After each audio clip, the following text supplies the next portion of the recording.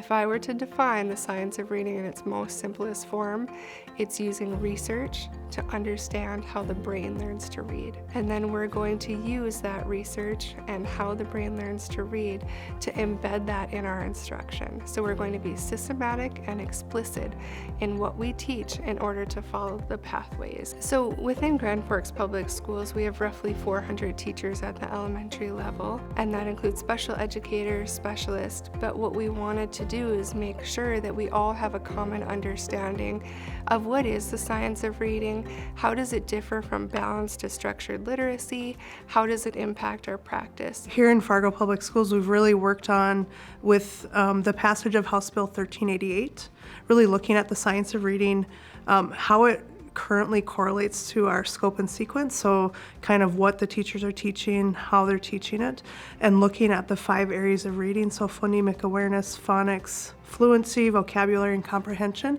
all of those important areas that we have in our scope and sequence. And so looking at what does our instruction look like, what supports do our teachers need, and how can we continue to support teachers in the area of literacy. So the science of reading has provided an opportunity for us to think about professional development for our teachers.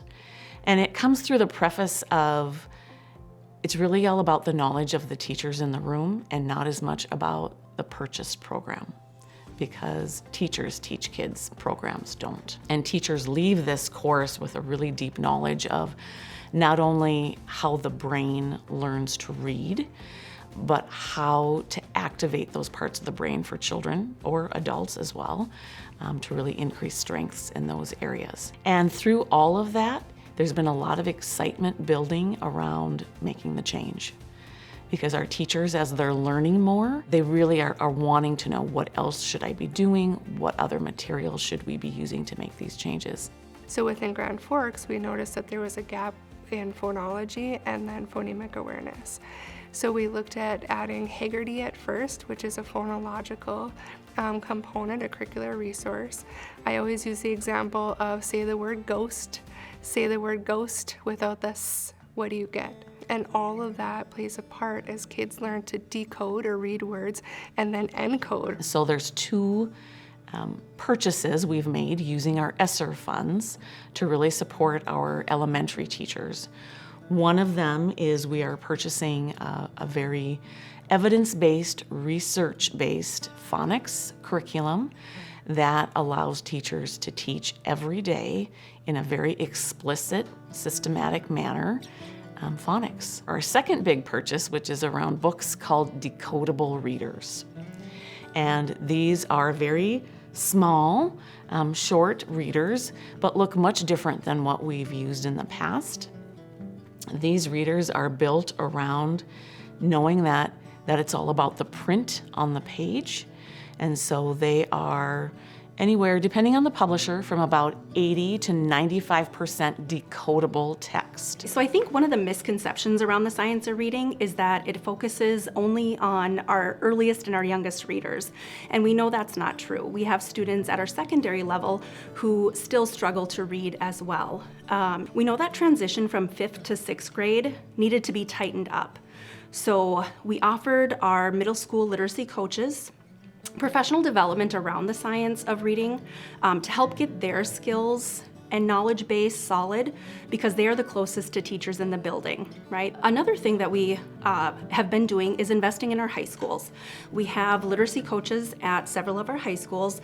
They too have had the opportunity to train at various conferences, but also learn about the science of reading and how that impacts students in high school as well. They've gone to different conferences, really building that knowledge base so that they can inform the teachers as to why it's so important to know that about their students. So as you embark on a journey like science of reading and shifting your practice, the way you think about reading from balanced literacy to structured literacy, It's not really a task you take on independently, it's a group effort.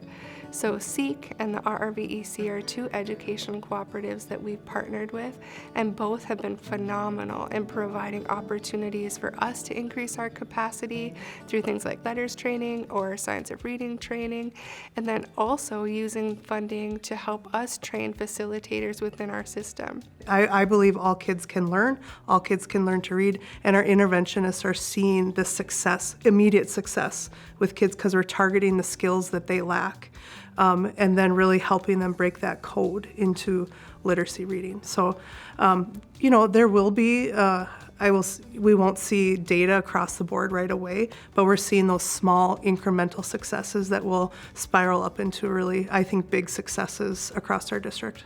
One of the ways that we are often evaluated by our stakeholders, whether it's from the district or across the community or even across the state, is through assessment. In our state, that's the North Dakota State Assessment and a variety of other interim assessments that might occur.